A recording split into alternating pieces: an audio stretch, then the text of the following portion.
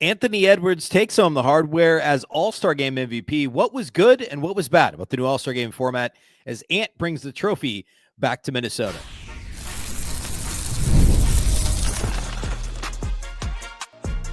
You are Locked On Timberwolves, your daily Minnesota Timberwolves podcast. Part of the Locked On Podcast Network, your team every day. Hello and welcome to the Locked On Wolves podcast, part of the Locked On Podcast Network, now the number one sports podcast network. Today's episode is brought to you by FanDuel. Use your profit boost on an NBA future and get entered for your chance to win a trip to the NBA Finals. Play your game with FanDuel, the official sports betting partner of the NBA. Happy Monday, everybody. My name is Ben Beecken. I'm the host of Locked On Wolves. Welcome in. It is, if the Wolves had won yesterday, it'd be a victory Monday, but instead it's an all-star MVP Monday. Anthony Edwards won the Kobe Bryant Trophy for all-star MVP on Sunday.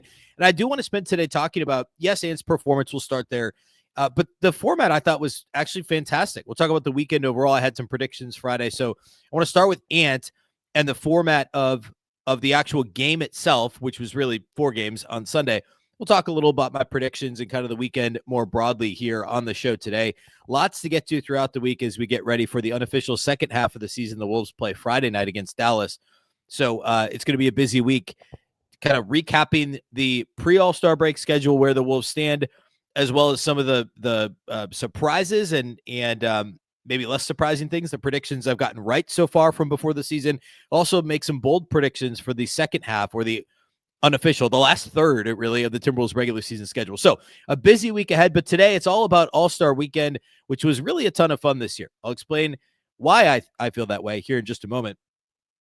A big thank you off the top for making Locked On Wolves your first listen every day. Of course, this show is free and available everywhere. That includes YouTube, as well as all of your favorite audio platforms. Wherever you like to listen to podcasts, you can find Locked On Wolves. All right. So the headline is, of course, Anthony Edwards wins the MVP trophy for his performance on Sunday. So if you missed it, very quickly, the format was 4 mini games. And honestly, this is, I think, the worst thing about it, is having to try to explain it to somebody. So here goes nothing. It's 4 mini games. There's 3 teams. It's a round robin tournament. So the first 3 games, the part that I think is, well, I'll talk more about this later, about why I don't like this piece of it. But it's essentially 1 game with 4 quarters, and each quarter is a different mini game, right? So it's round robin tournament, U.S. Stars, U.S. Stripes, and Team World. They each play each other across the first 3 quarters, and then there is a quote unquote championship game between the 2 teams that are ahead in the round robin. So Ant's team, Team Stars, played the first game against Team World. They won that game, and then they stayed to play the next game. So the whoever won the first game was then going to stay and play U.S. Stripes. And then obviously whichever team didn't play in that second game would come back and play the third game against the loser of the first game.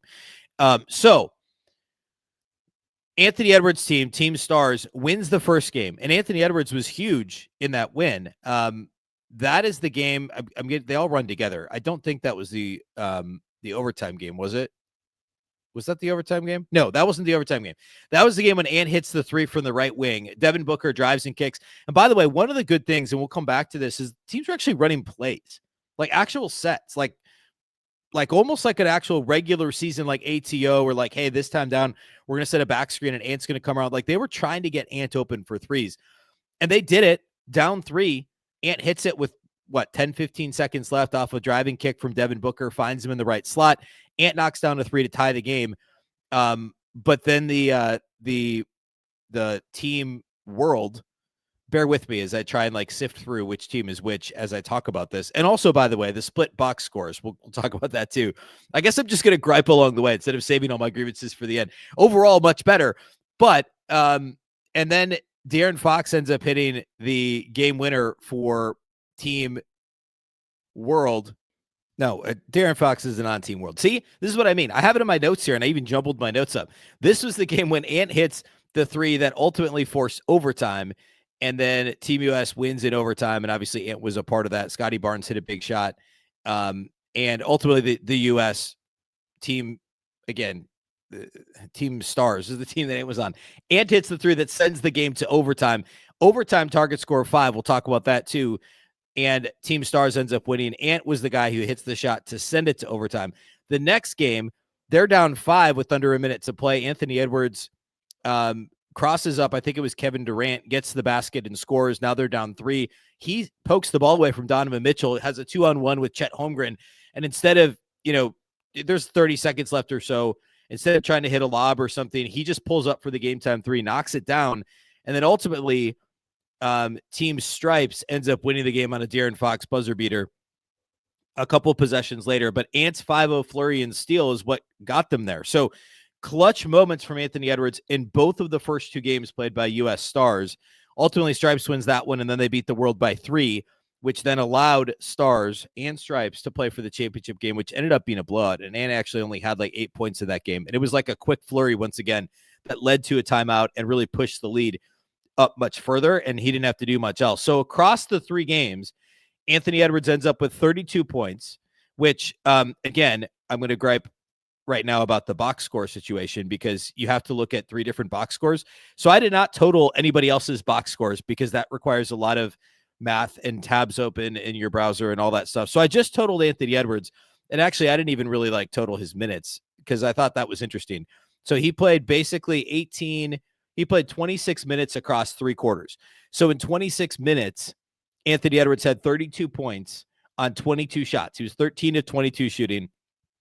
He was 6 of 15 outside the arc, so fine.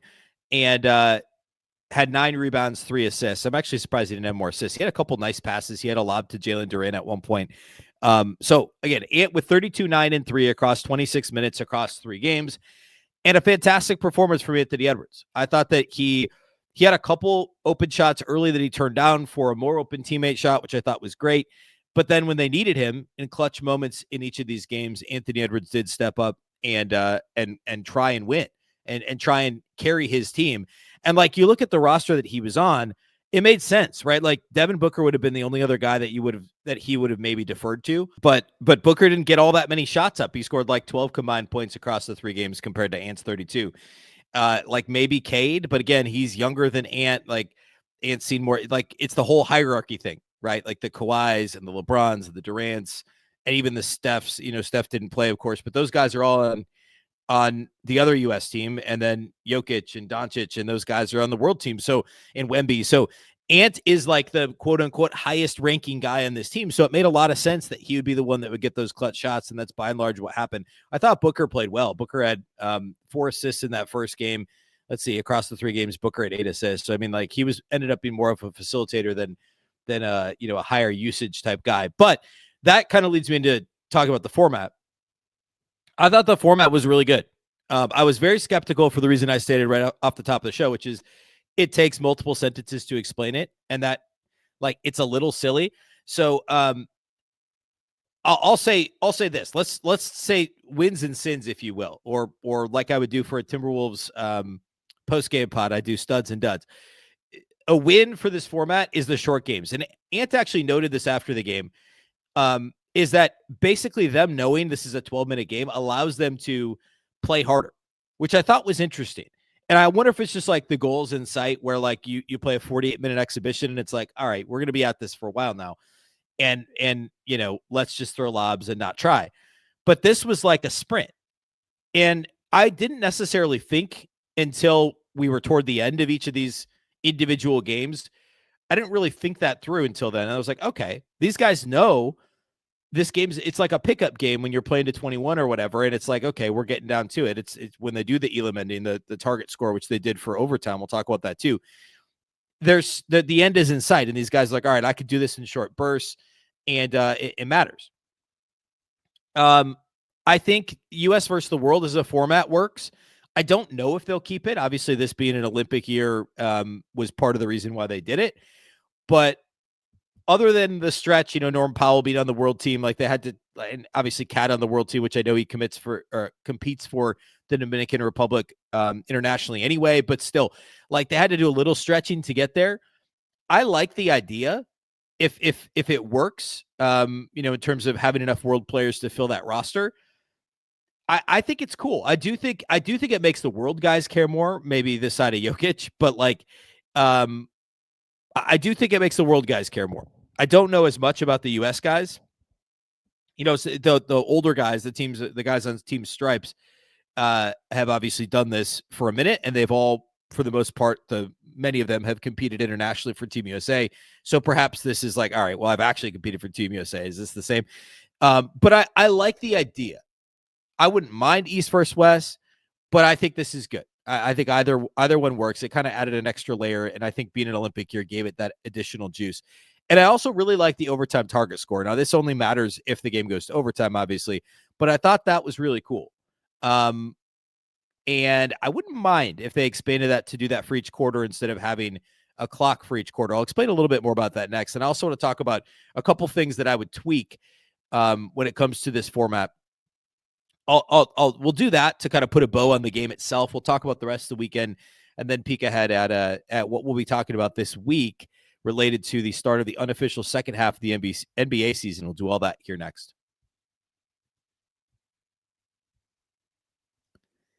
Today's episode of Locked On Wolves is brought to us by our friends at FanDuel. Ever wanted to experience the NBA Finals live and in person? FanDuel is giving you the chance to turn that dream into a reality with their NBA sweepstakes. Here's how it works. Use your profit boost on any NBA future. You'll automatically be entered for a shot to win an NBA Finals trip for two. That's right. Flights, tickets, the whole experience. If you're already looking at the board and thinking about which team can make a deep run, this is the perfect time to lock in. I love the futures this time of year. You might be picking a team to win the championship based on how they rolled into the All-Star break, or maybe it's just grab the conference title, which, of course, this year, you pick a team to win in the West, and you might as well pick them to win the finals, right? Like the best 4 teams in the West are better than the best teams in the East, most likely. The Pistons, the possible exception.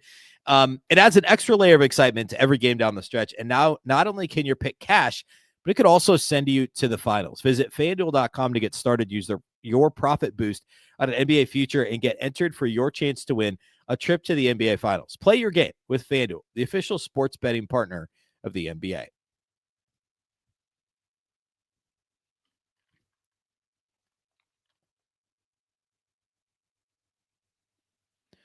Don't forget, you could get Locked On Wolves ad-free with the Everydayer Club, plus access to the members-only Discord channel, which I'm very active in on a daily basis during the week. And, a lot to talk about here recently, so be sure to jump in there. You can join at lockedonwolves.supercast.com. Again, lockedonwolves.supercast.com. Okay, so putting a bow on the game itself from Sunday, as I was mentioning, I like the overtime target score.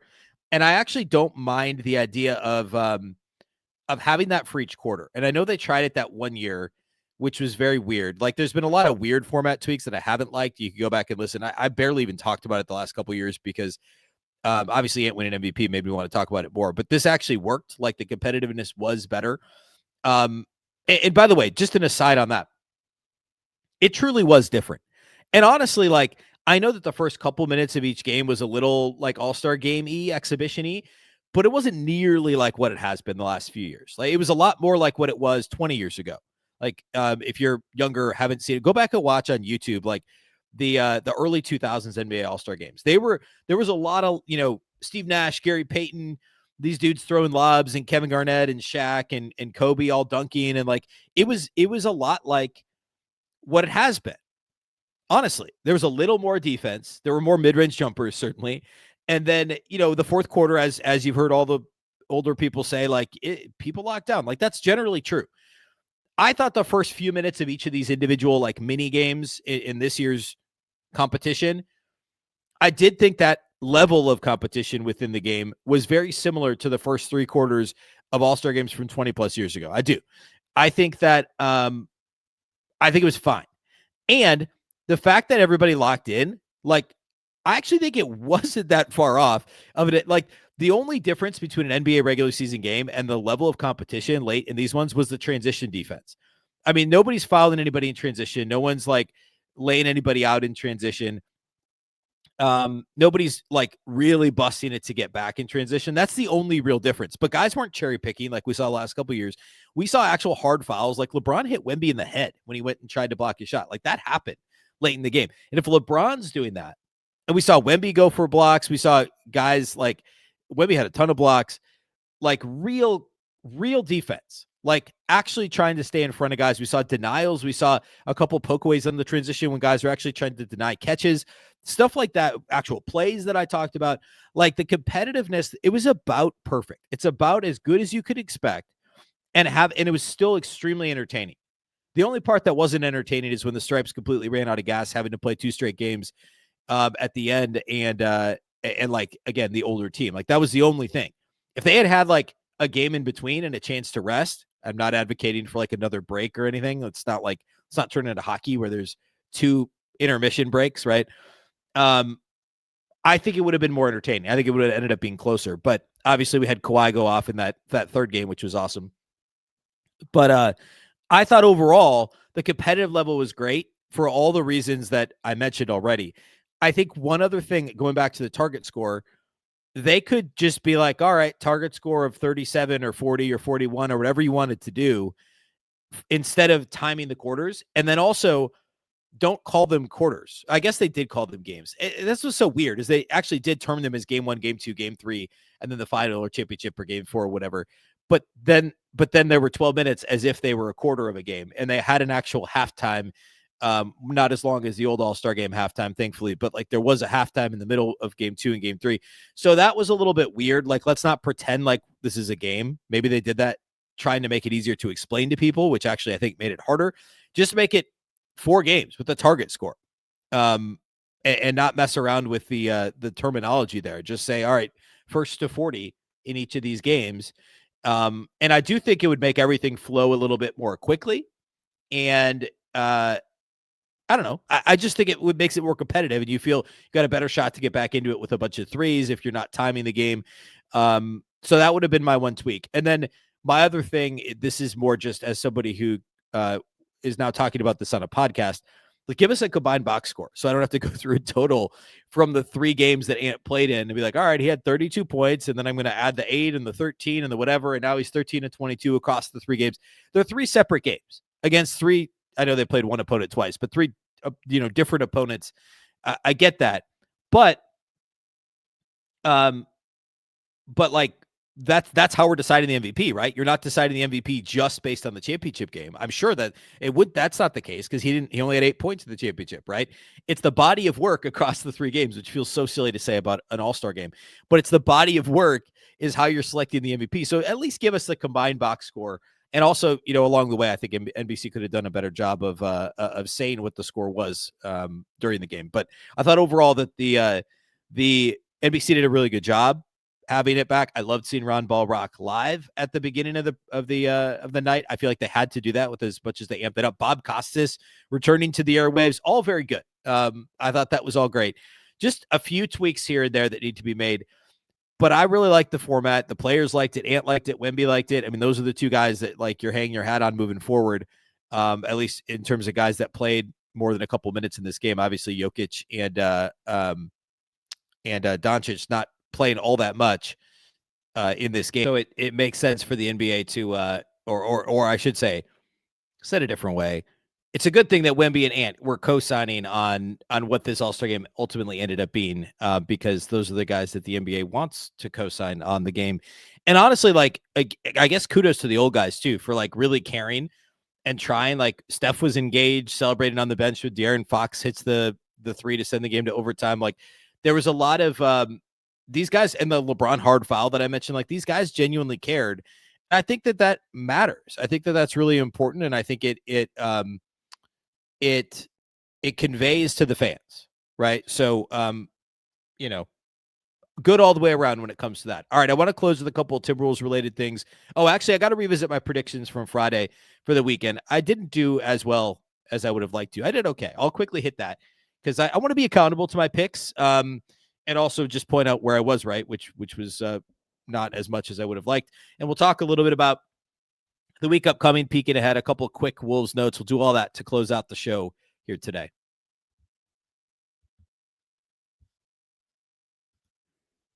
Today's episode of Locked On Wolves is brought to us by our friends at Indeed. Workplace chaos, deadlines stacking up, inbox overflowing, and the one position you have to fill still sitting open. When the pressure's on and you need the right hire, this is a job for sponsored jobs. Indeed Sponsored Jobs helps you reach the people who actually fit what you're looking for. Skills, experience, location, so you're not just hoping the right candidate stumbles across your post. And here's a stat that says it all. In the 1 minute that I'm talking to you about Indeed, Companies like yours made 27 hires on Indeed, according to Indeed data worldwide. So if you're hiring, spend less time searching and more time interviewing candidates who check all your boxes with Indeed sponsored jobs. Spend less time searching and more time actually interviewing candidates who check all these boxes. Less stress, less time, more results. When you need the right person to cut through the chaos, this is a job for Indeed sponsored jobs. Listeners of this show will get a $75 sponsored job credit to help get your job the premium status it deserves at Indeed.com/podcast. Again, Indeed.com/podcast right now to support the show by saying you heard about Indeed on this podcast. Indeed.com/podcast. Terms and conditions apply. Need to hire? This is a job for Indeed sponsored jobs. Today's episode is also brought to us by our friends at TurboTax. Tax season does not have to take over your life. This year, TurboTax is making it easier than ever to just hand things off and move on with your day. With TurboTax full service, you can have your taxes done for you by a trusted local expert start to finish without the stress or guesswork. Instead of spending hours trying to figure out forms, you can meet with a local TurboTax expert in person or connect online. They'll handle everything from W-2s to self-employed forms. They'll work to get you every deduction. You can upload your documents, go about your day, and get updates right in the TurboTax app. It's a huge time saver and gives real peace of mind knowing that an expert is handling it. For a limited time, you can have your taxes done by a local TurboTax expert for just $150 all in if a TurboTax expert did not file for you last year. Just file by February 28th. Take taxes off your plate and get back to your life. Visit TurboTax.com/local to book your appointment today.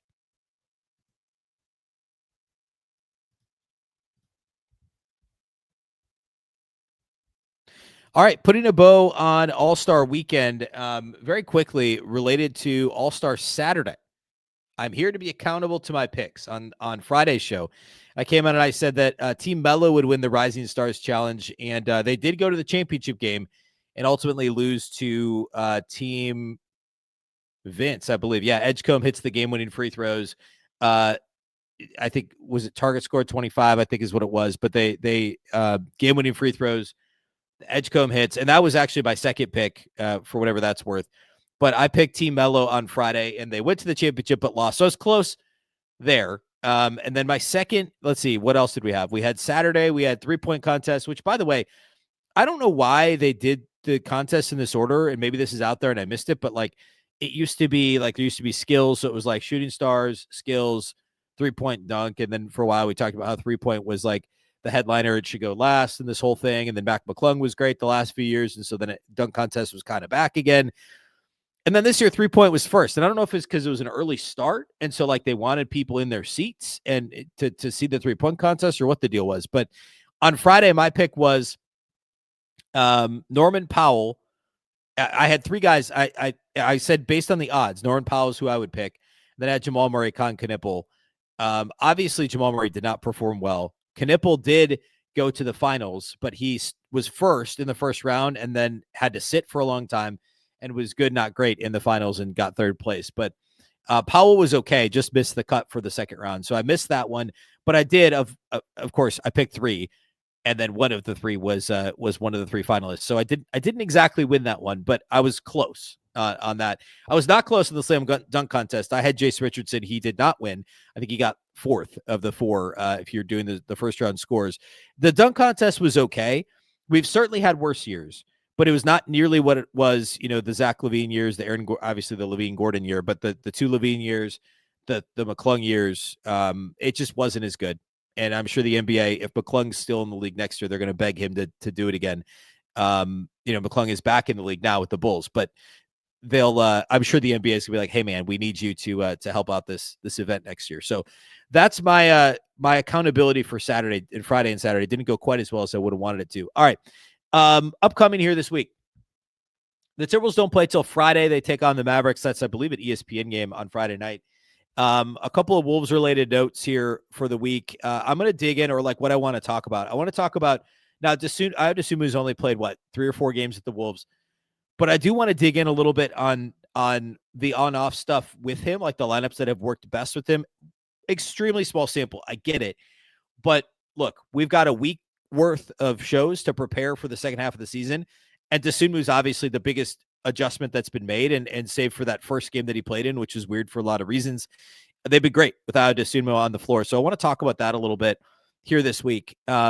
And then also like project out a bit what this roster is going to look like. Obviously, Johnny Juzang's about to hit his game minutes. He's been inactive a couple of games over the last week. And so what are the Wolves going to do about that? Are there any rumors out there related to last roster spots? We'll talk about that.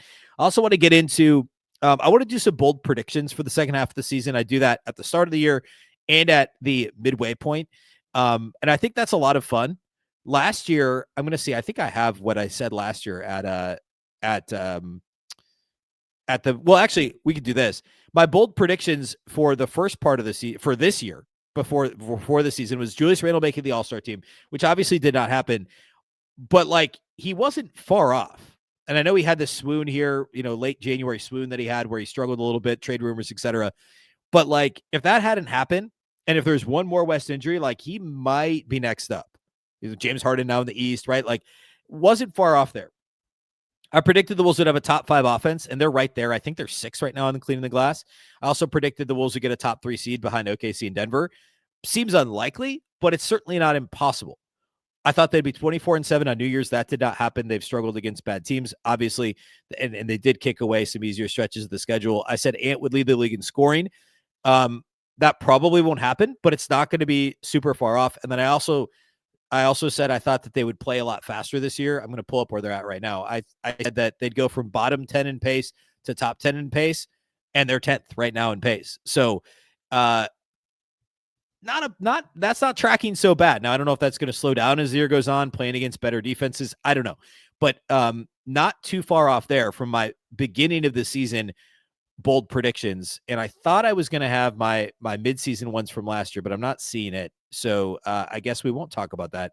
But I know one of them was that Ant would finish the season with a crazy scoring flurry, and I wasn't far off on that one either. But I'll do some second half bold predictions here on the show, and I'll dig in a little bit more on a couple of these other ones that I did before the season. So that'll be one of the things we do this week, just kind of looking ahead and seeing how the year is going to play out. And then I'll also predict the second, quote unquote, second half schedule. There's only a third of the schedule left. The next couple of weeks are not bad. And then it gets a little bit more challenging as we get into, mid-late March and into April. So we're 2 months out from the end of the regular season, and the Wolves obviously have a lot of work to do in the rough and tumble Western Conference. So I'll do a second half schedule prediction as well. So a lot to come here throughout the week on the show. We'll get you ready for Friday night Wolves Mavs. We'll preview the show, or preview that game, I should say, on Friday's show. Of course, Cooper Flagg, not sure whether or not he's going to play. He didn't play the last time the Wolves played the Mavs. Be a lot more fun if he did. Of course, that game's at Target Center as well. So we'll talk about breaking down that matchup here on Friday's show. All right, that's all I got for you today. Big thank you for making Locked On Wolves your first listen every single day. Of course, this show is free and available everywhere. That includes YouTube as well as all of your favorite audio platforms, wherever you like to listen to podcasts. You can find Locked On Wolves. You can also watch on the Locked On Sports Minnesota app on both Roku and Amazon Fire TV. And of course, if you never miss an episode, you can check out the Everydayer Club. Go to lockedonwolves.supercast.com to get Locked On Wolves ad-free, plus access to the members-only Discord channel and more. Again, lockedonwolves.supercast.com. If you're watching on video on YouTube, hang on after. We'll send you to the first ever 24/7 National NBA YouTube channel on audio. Make sure to make your second listen the Locked On NBA channel with the NBA Game Night show, which will be back in action later this week as the second half, the post-All-Star break schedule kicks off. Of course, Locked On Wolves is part of the very same Locked On Podcast Network, your local experts on all the biggest stories. Once again, I'm Ben Beecken. This is the Locked On Wolves podcast, and we'll catch you next time.